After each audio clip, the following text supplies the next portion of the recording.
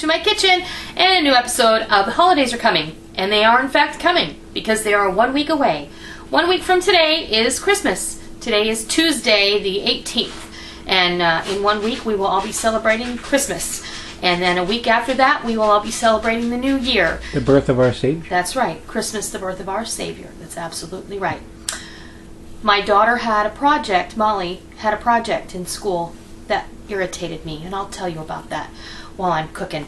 We're going to make toffee today. Traditional, old-fashioned toffee with chocolate and almonds on it, but you have to start by making a hard crack candy. So, first, I'll go let Sophie outside because she is the queen, and I'll be right back. All right, everybody out. All right, and it's Tuesday afternoon, so as you can see, I am home. I'm sliding the wheels down there. Oh yeah, because I moved everything when I cleaned out this cupboard. You know, when you don't have to go to work, you find interesting things to do. The one most important thing I can say to you when you're going to make toffee is to have everything that you need at the ready, okay? Good heavy bottom pot. I have my stainless steel pot. Okay, metal spoon, do not use wood, do not use plastic. Stirring your toffee with plastic after a certain point, you will end up with plastic in your toffee, and I'm not kidding, ask me how I know.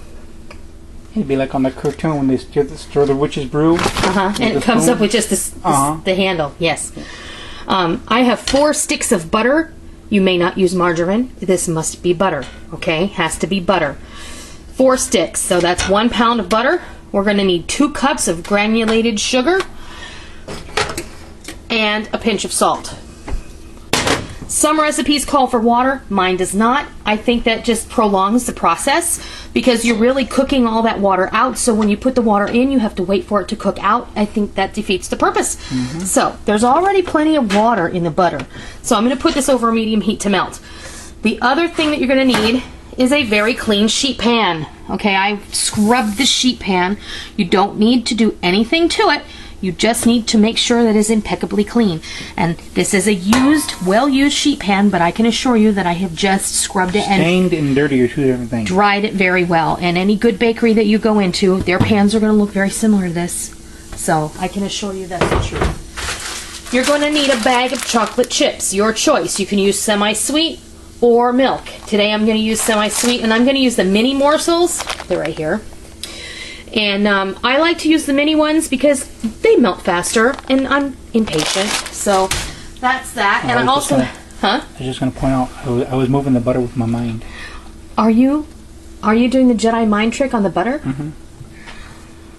I moved it all to one side of the pan. These aren't the sticks you're looking for? But they are. We just made some people laugh, I know.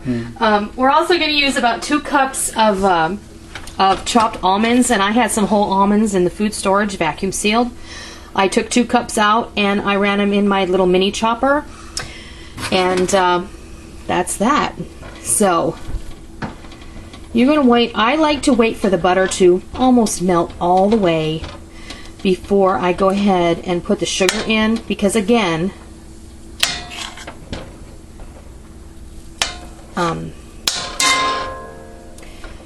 it just makes the butter, makes the sugar kind of melt into everything more quickly once the butter is melted. So, and of course, if you cut these into smaller pieces, they'll melt faster.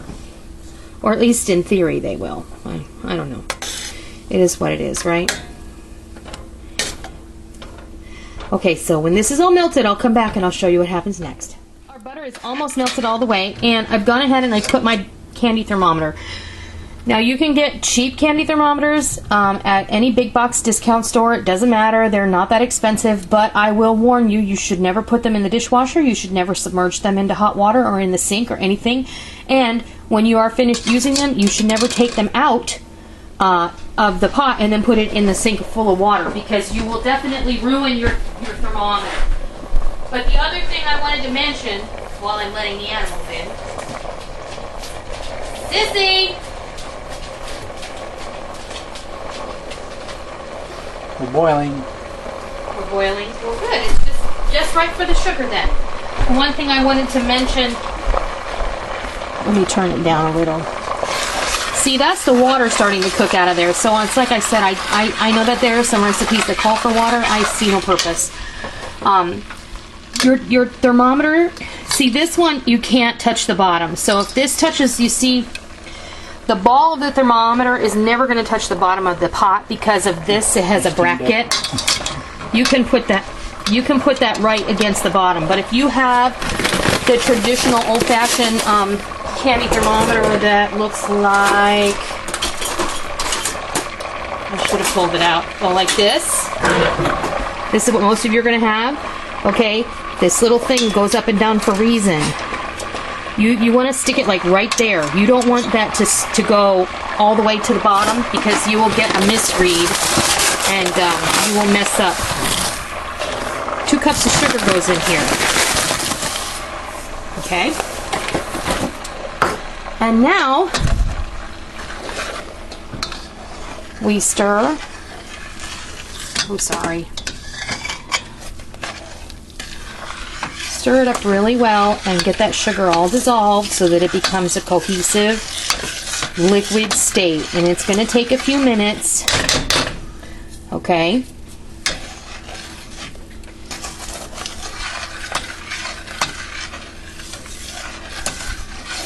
And the thing about this is it's going to look like a mess for a good long time, okay?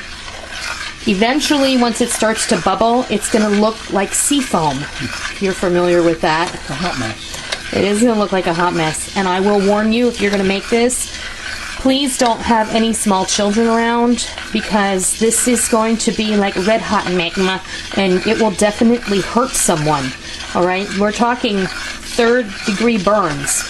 This is like, if this gets on you, this is a trip to the emergency room because you will lose several layers of skin. And you probably don't want to do this naked. Rick has a very good point. You don't want to do this naked. Why in God's name would you say that? Okay, I'm just going to put a little pinch of salt in here. Not too much. My butter is salted, so probably unnecessary. You can go ahead and use unsalted butter. It's your absolute choice. I like using salted butter. And that's just how it is. And I use Cabot butter. That's just my own personal preference. I can get it here. Cabot is also my favorite brand of cheese. Some places you can't get that. Cabot is from Vermont, so it may be more prevalent on the East Coast. And out west, you're probably going to see Cache Valley. That's a good brand of cheese from California. But now we're going to stir and we're going to wait. So I'll be back when it starts to bubble and foam and I'll show you what that looks like. Okay, we're about 5 minutes into this on medium to medium-high heat and I'm stirring constantly. Don't walk away from this. This isn't something that you put on the stove and walk away from ever. Okay, because you're going to end up with a dangerous situation. But this butter and sugar mixture is going to burn very quickly if you don't constantly stir it. You see how it is turning from a liquid state into almost this foamy mess, okay? This looks like sea foam at this point.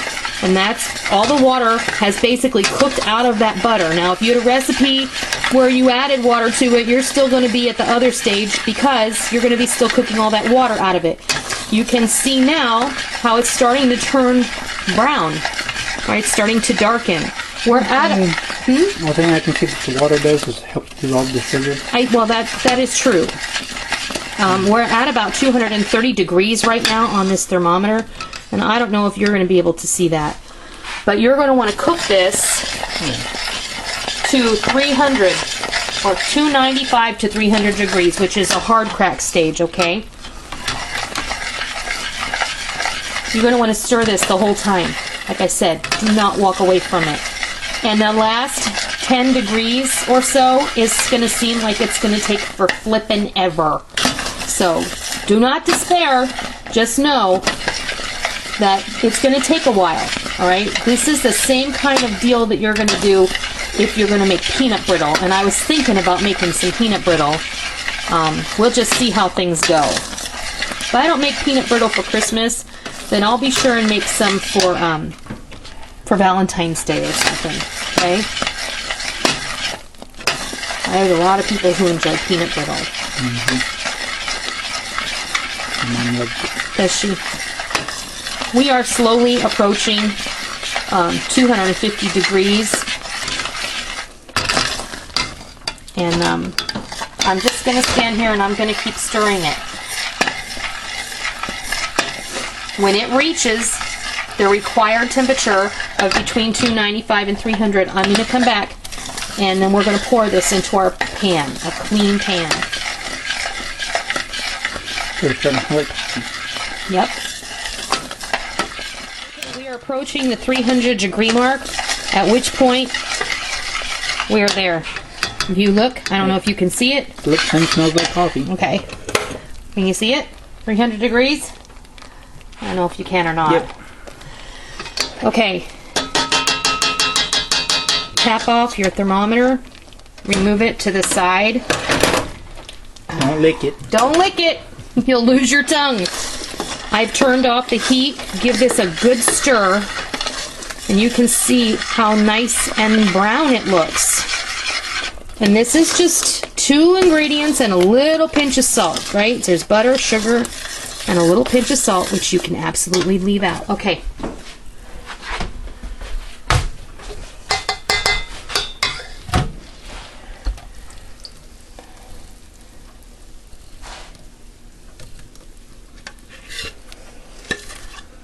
Scrape as much out of the pot as you can.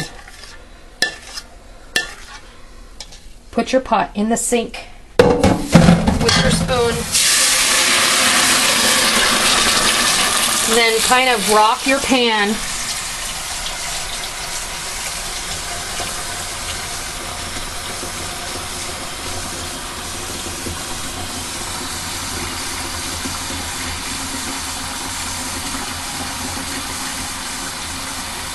And this pan is going to get really hot, okay?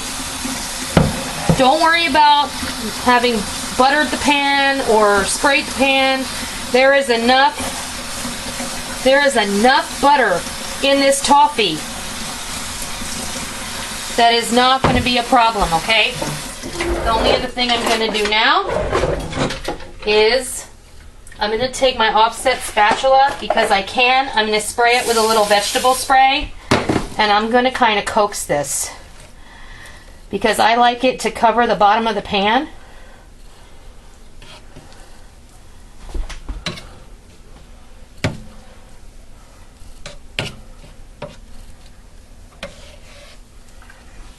Okay.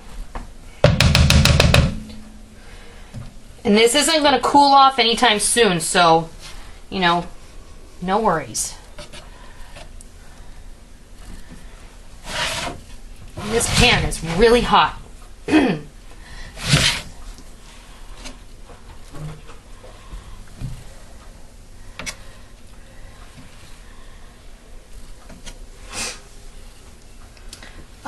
And I have seen some recipes where it'll call for like I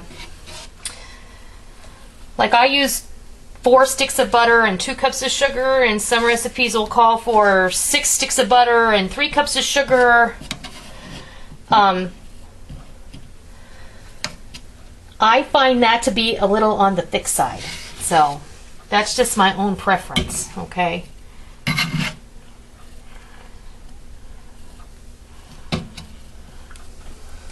Honestly, it doesn't matter if it's pretty at this point. This is where I tip the pan, so there we go. All right. Now, let this sit for, I don't know, 5 minutes, and then we'll come back and we're going to sprinkle our chocolate chips on top. Okay, our toffee has cooled off for just a few minutes, about 5. I'm going to use this entire bag of chocolate chips. Okay, and they're going to start to melt, and I'll show you how fast they melt because, you know, this is really, really hot still.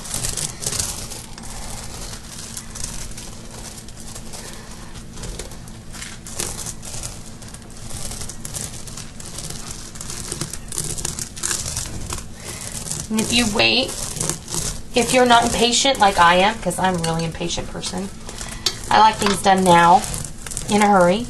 I don't like to wait. And if you ask my kids, they hate it because if we go, like, we like to go get drinks. We go get big drinks at McDonald's because we go for iced teas at the McDonald's drive-thru. That's what we call them too. We call them big drinks. That's the only thing we go to McDonald's for is big drinks, and we always go for iced tea. Because you can't beat the deal. It's $1, you know, when you go for $1, and when you're out and you're running around and you're thirsty, then that's how it is. But I tell you, if there's more than 2 cars in front of me, I won't wait. My kids absolutely hate that. I can't stand waiting in a line. Oh, I hate it. But you see how this is melting nicely? And you can just start manipulating it so that the more you move it around, the quicker everything is gonna just start to.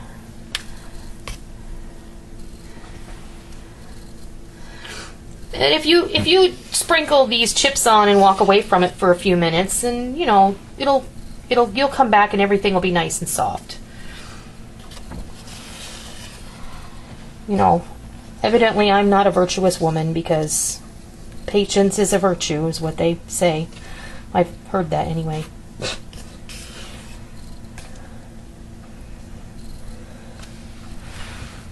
And I cannot recommend enough having an offset spatula. The large one that I used when I was spreading the toffee is invaluable if you're icing cakes or if you're doing any kind of work in the kitchen. An offset spatula is really, really helpful when you have to spread something. Give them a link. You know what? You can find these. I'll put a link below. And then I'll put one on the front page of my Amazon store. I actually have one of those on my website, so you can access what you need. Of course, you don't have to buy stuff from Amazon, but that's always the first place I check because I usually always find the cheapest price there. Alright, so that's all nice and spread, and now I have ground almonds.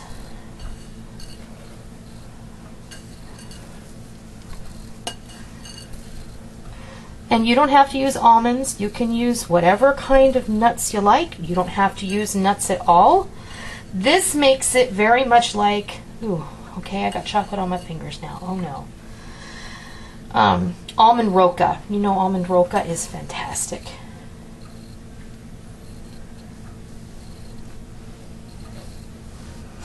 But this way, you don't have to go to the expense of buying that, and because you know what? That has all kinds of crap in it anymore. When I was a kid, almond roca used to be good. This is way better than that, the way it is now.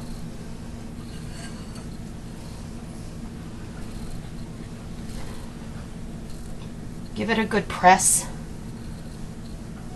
with the palm of your hand.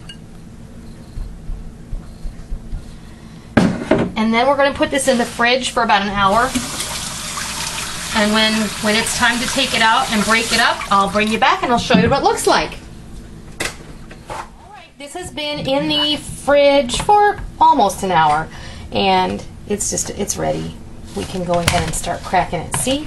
Look at that. That's what it looks like. Positively beautiful. I'll give Rick the first piece. Remember how bright and sunny it was before? Mm-hmm. And the sky just opened up. It just started pouring rain. It absolutely did. And I like to break it up into pieces that can just be grabbed. Mm. That's heavenly. Is it? Rick's family likes this. I often will send it to them at Christmas. I haven't actually made this in a couple of years. The first year we didn't send it, we got an nasty gram. That's true, we did. And if you can break it up by using your knife, and if you rest it up against itself like that, and just let it break in its natural, it'll break however it wants to break. You're not going to tell it what to do. It's going to do it. And this probably could have stayed in the fridge a little while longer, but I just got finished telling you how impatient I am. So the first possible moment I knew I could break it, I could. you can get out a lot of your aggressions by breaking the toffee.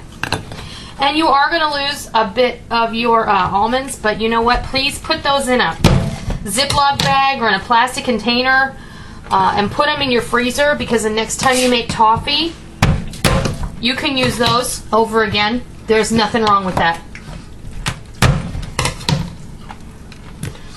Crunch, crunch, crunch.